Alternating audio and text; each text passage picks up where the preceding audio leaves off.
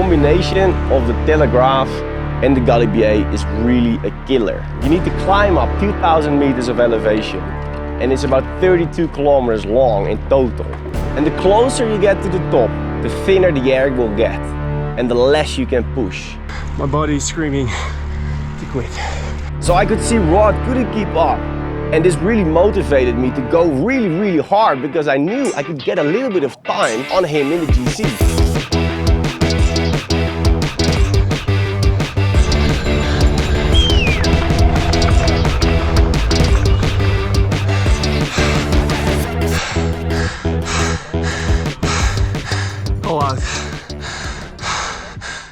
What's up guys, what's up cycling fanatics? Welcome to episode 4 of my Haute Route Alps documentary. Today we raced from Alpe d'Huez to here in Briançon, going over the CROIX de FER, the Telegraph and the almighty Galibier, all the way up to 2,642 meters. Currently I'm number 8 in the GC with only 30 seconds behind number 6. On the Galibier I really had to push out everything I had, not to lose too much time. Apart from the race, I'm also gonna focus a little bit more on my racing kit in this episode. What stuff did I take? What did I use throughout the week of Haute Route? We're moving again to another hotel tomorrow. And the easiest way to do it is to put all your stuff in little bags like this. This will make packing your bag a lot easier. Pretty much all the clothing I have is from CROIX. So you've seen me wear this white jersey in stage 1, and tomorrow I'm gonna wear it again. This is the CROIX SRX jersey. Pretty much always wear the SRX, I really like that. And then we're gonna see how this color combo will be tomorrow with the sort of red BX bib shorts.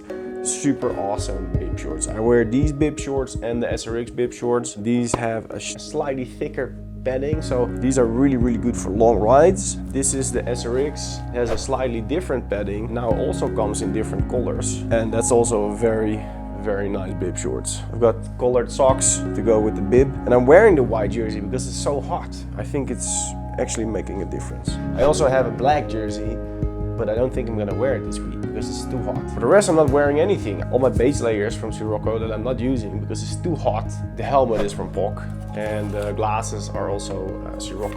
I think I've got 4 or 5 bib shorts with me because I was also riding the days before the race, so I had like 9 days of riding, so I had enough. And every day after the ride, I wash them in the shower. The mindset of this week is so different than last year in Pyrenees. We've done 3 stages. We're doing stage 4 today, whereas last year it would have been the before last day. This year we're not even halfway the week, and my legs just feel destroyed. And at breakfast, when you see the other riders, you're like, hey man, how you doing? And everybody is just wrecked. I'm like, wow, I slept like shit, so tired. Everybody's smoked, absolutely smoked, and we still have four stages to go. Today is a freaking big day. We're going up the Galibier. Been up there, it's a killer. Plan my strategy again, taking 2 bottles. It should be enough to get me on top of the CROIX de FER, and then I'm filling up to go up to halfway Galibier today. And there will be feed zones, so if I need to adjust while I'm in the race, I will. I think strategy for today is just to try and maintain my position. The climbs are so tough and it's so much uphill. I probably can't make any difference. Maybe in another stage. It was a very early morning again today. We started at 7 o'clock at the top of the Alpe d'Huez, where we finished the day before. That's the last little bit we're gonna see of Alpe d'Huez this week. You've been beautiful, you've been tough, but now we're gonna go to the Galibier. Who's your daddy?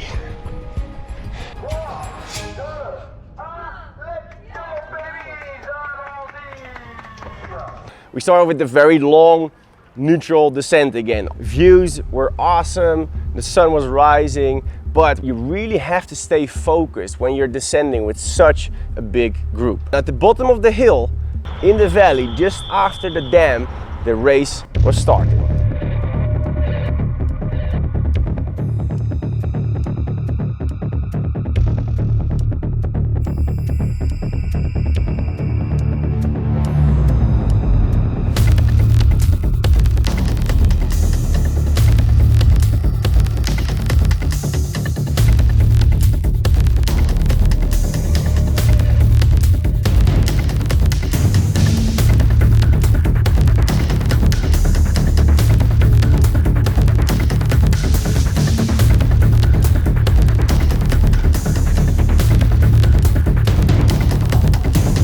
CROIX de FER is a very uneven climb with steeper gradients and flatter sections and even 2 dips where it goes down. I really want to keep my power as constant as I can, so I was trying to stay in the front of the group so I would have some margin to drop back when it would ramp up and when it would go a little bit too fast for me. I was able to handle that pretty well, but Jason, the guy in 4th position of the GC, he just kept surging very hard.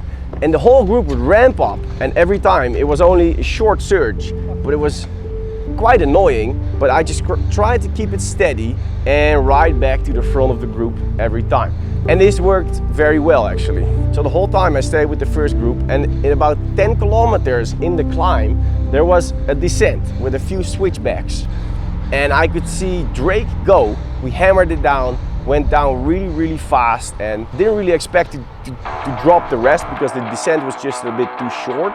But it did put some pressure on the other guys, and they really had to chase hard to catch back on our wheel.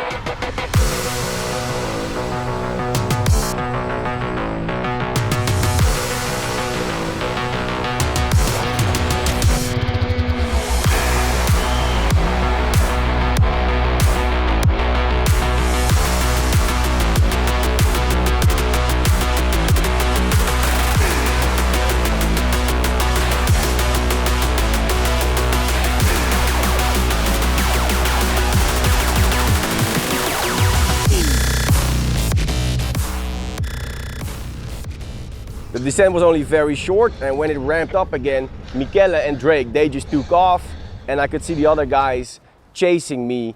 Pushing extra hard on the flat. Rod and Matti, they got back on my wheel, and we started riding up together.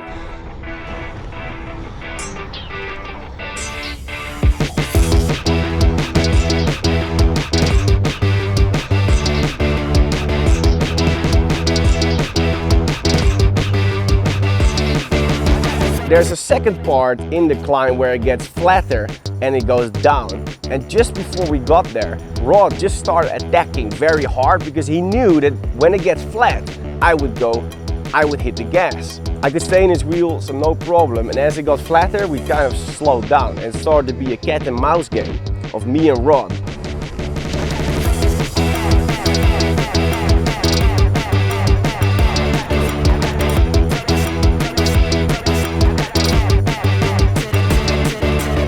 And that allowed Thomas to catch back up on us. Thomas is sitting at the 3rd spot in the GC, so he's not really our battle. We were really focusing on each other. And as he came along, it started to go down, and I just gave it a shot, so it went down really fast. The other guys stayed together with the 3 of them, so it was kind of hard for me to really pull away, and also the descent was too short and not steep enough.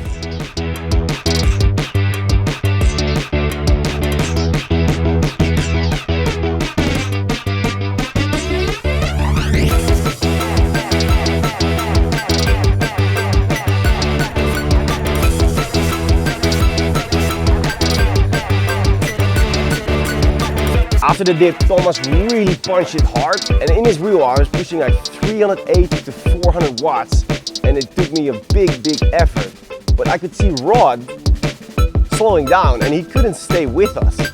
And this is just at the split where to the left you go to the top of the Glandon, and to the right it's a couple kilometers more to the top of the CROIX de FER. So I could see Rod couldn't keep up, and this really motivated me to go really hard because I knew I could get a little bit of time on him in the GC.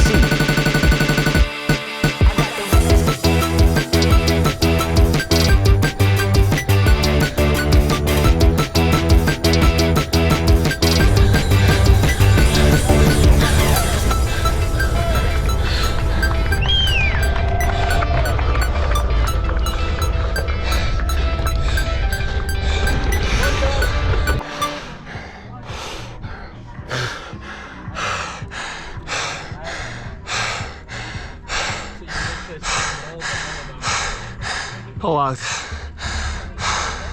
Holy fuck. Rod was pacing it very well, so I only got about 10 seconds. I really burned a very, very big match on that effort. After the feed zone, you know, we filled up. We were starting to ride down together. Super nice descent of the CROIX de FER, and we were with a little group because at the bottom we would have a flat valley, and with a group you can rotate a little bit and it's just so much better. You just need some wheels to follow when it's flat. We have arrived in the very, very bottom of the valley. Until now it was all neutral. And with a nice group here, and we're gonna smash it. There's a little bit of valley and the chrono is coming up. It's coming up! It didn't go that fast. All the guys in the GC were together anyway. And then we were approaching the Telegraph. It just feels like we just rode straight into an oven. Over 30 degrees here in the valley. It's pretty crazy. The Telegraph is a very manageable climb. It's about 12 kilometers long with a 7% gradient, and it never gets super steep. Michael from Germany, he started pulling at the front and he did a pretty good pace, and I think everybody was quite okay with that. Till after a few kilometers the group shuffled up a bit, and that's when Benjamin and Thomas took off and the pace went up.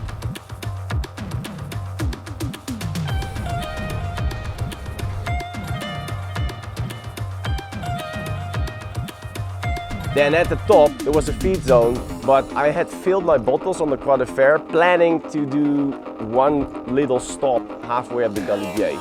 From this point, everything was going to be timed until the end of the race at the top of the Galibier. So all the feed zones were timed. So I wanted to minimize my stopping time.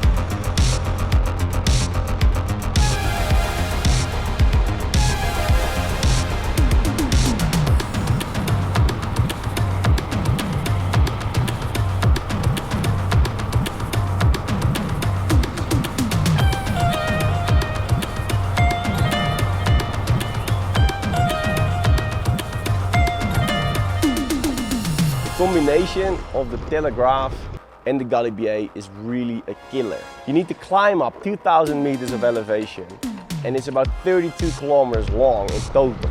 And the closer you get to the top, the thinner the air will get and the less you can push. On 2,500 meters, your FTP will be only about 85% of what you can push on sea level.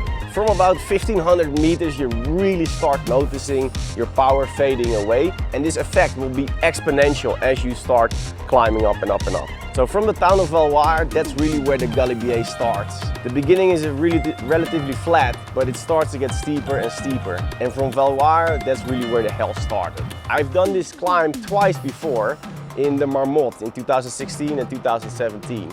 Back then I was 86 kilos and now I've got more watts to push. So I was sure I was gonna go faster, but it definitely was not easier. I was really struggling with the pace and I could just hold on with all I had. I was doing about 320 watts at this moment. It was just as much as I could.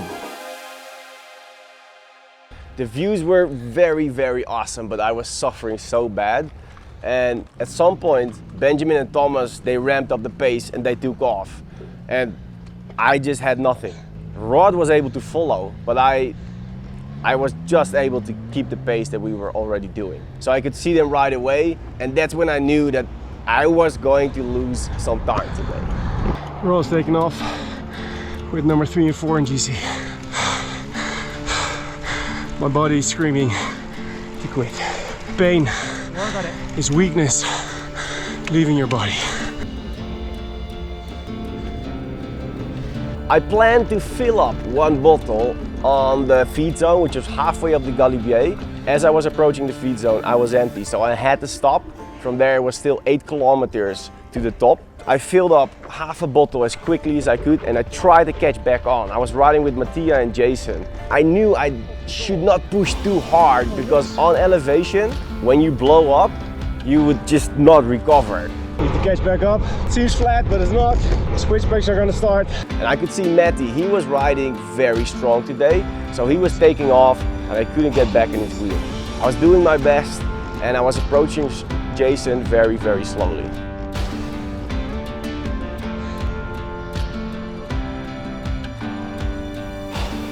I actually saw Jason slowing down a little bit and he started cheering me on, which was actually pretty awesome. He's like, come on Jasper, you can do it, keep it up.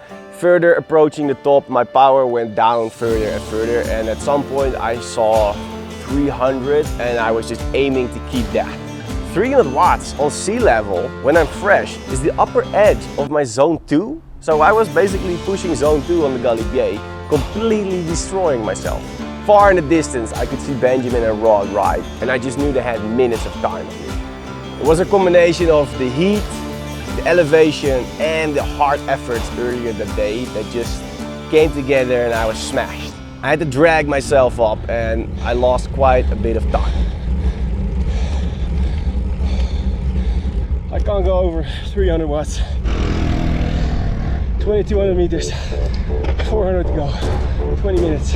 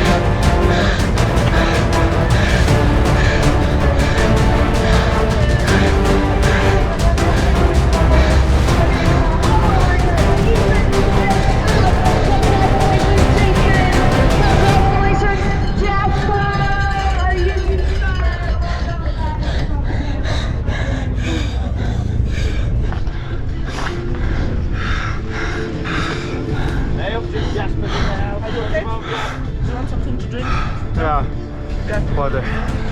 Some water.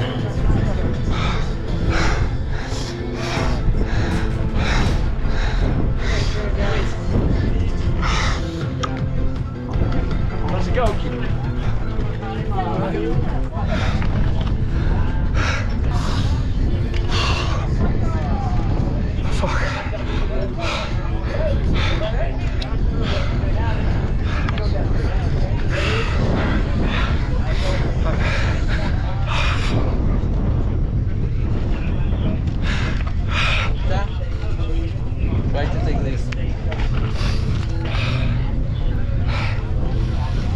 So after I cried like a baby for 10 minutes, I regained myself and I just enjoyed the view because the views are spectacular. I made this sick double bicep photo in front of the Galibier sign just like a few years ago, and then it was time to go down. On top of the Galibier it was around 20 degrees Celsius, so it was actually very nice to put on a warm jersey. But as we were going down, it was like riding into an oven. It was so hot. We had to do a 14-kilometer transition to the Haute Route village where all the food was and the massages. And after that there was another transition to here, to Briançon, where the hotels are.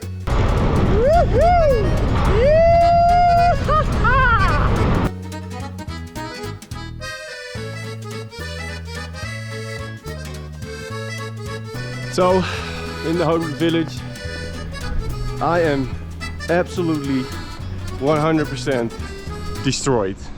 I'm gonna get food first, then a shower, and then I booked a long massage because my legs are completely dead. Bonjour. Oh, you want to see my card? Here you go.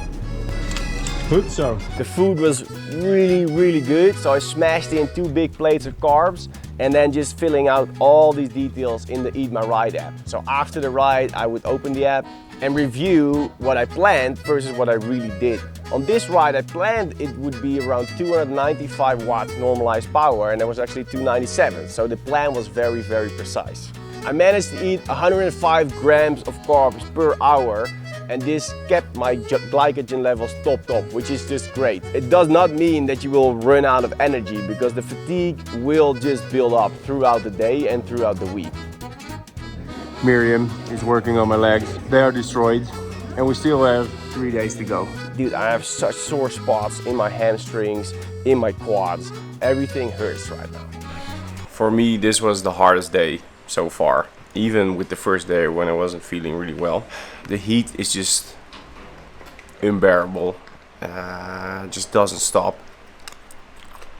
It just gets hotter and hotter. Rolling back from the Haute Route village to Briançon, where our hotels are, 39 degrees. The more locals I talk to and the more other people I talk to, everybody just says it's never been this hot for so long. Every hotel says they never needed air conditioning until like 2-3 years ago when it started getting hot. I mean, the new hotel here in Briançon, there's no air conditioning. They have a ventilator, but every night I'm having trouble sleeping because it's so warm. I really feel like I could recover much better if I would sleep well, but I just can't do it. The result of today was actually not bad at all. I got the 6th place today. I climbed up 1 spot in the GC over Samantha, which is the only lady who is up there with the boys. But I did lose 2 minutes on Rod, who is in position 6. We still have 3 stages left, so the battle isn't just over yet. Tomorrow is the individual time trial up the Col de Granon. Will my legs be cooked, or can I keep up the battle? Make sure you check out tomorrow's episode number 5. Gonna see you there. See ya!